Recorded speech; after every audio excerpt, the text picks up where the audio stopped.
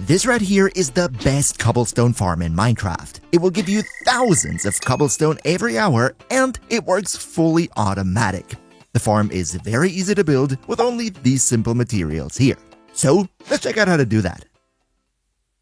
Now, before you even place the first block, what you want to do is open the chunk borders. This you can do by pressing F3 plus G on your keyboard.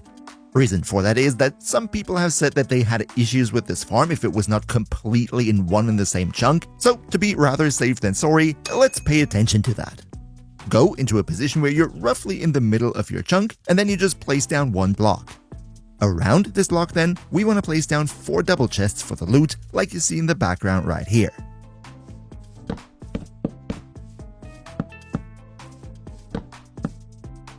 Around these double chests then, we want to put down a total of 12 hoppers, all pointing into the chests.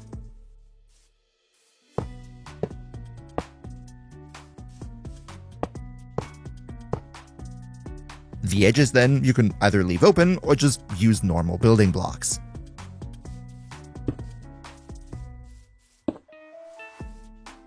Okay, on top of all the hoppers, you want to place down temporary blocks. In the middle of each and every one of those temporary block segments, you now want to put a leaf block on top.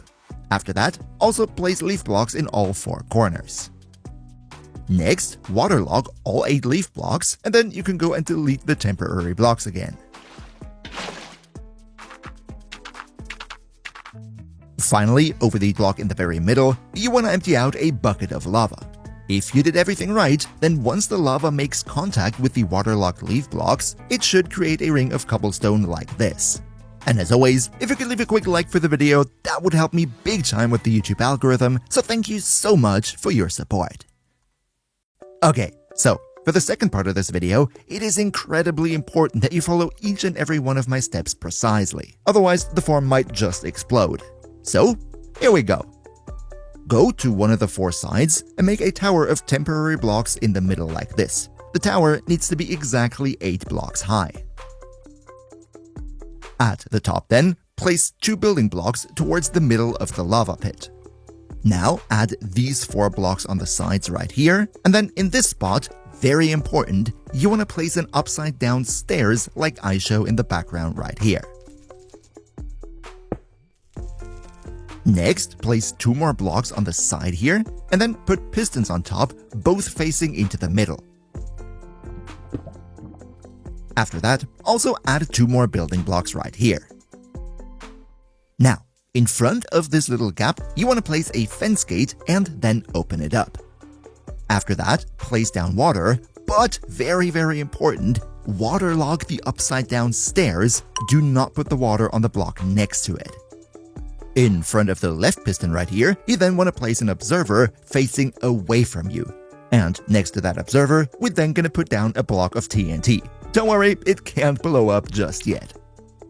Okay, up next, we want to close up this entire TNT mechanism with a couple more building blocks. Just place them the same way that I show in the background here.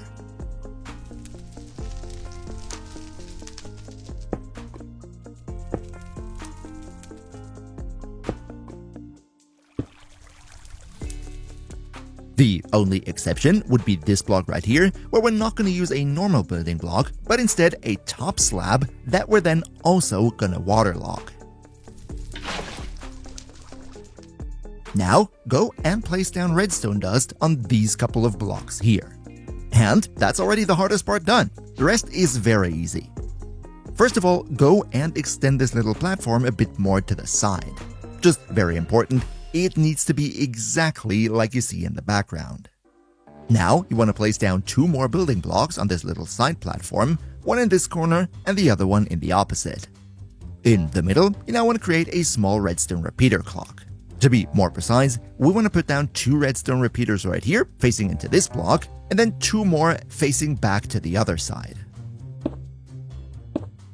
On these 3 repeaters right here, we want to give them the maximum delay. However, the final one only gets a delay of 1 tick. That is very important because otherwise the TNT timing is not going to work out in the end. Finally, to start the clock, we need another redstone dust in this corner right here, and then a redstone torch in the opposite corner. To be able to start and stop the farm, add a little extension on this side with a lever and another repeater. And for the time being, we're actually gonna go and switch it off because otherwise we might blow up ourselves when we finish this. The last step now is to add another observer facing towards the redstone clock with the back towards the piston. And that's it! You now only need to make a little ladder back up to the lever, and once you activate the farm, it will automatically start dropping TNT, which destroys the cobblestone that will automatically reform all the time. And now also check out these great starter farms next.